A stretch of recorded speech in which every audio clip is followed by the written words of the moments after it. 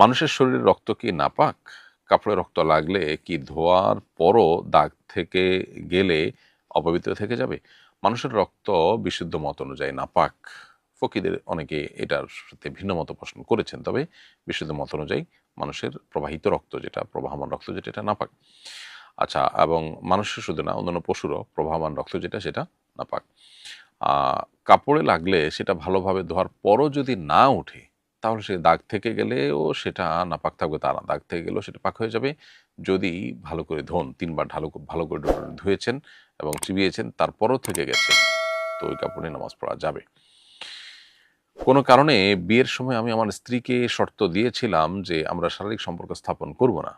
এখন যদি আমরা এ ধরনের সম্পর্ক স্থাপন করি, তাহলে কি ওই শর্ত ভঙ্গ হওয়ার কারণে আমাদের বিয়ে ভেঙে যাবে?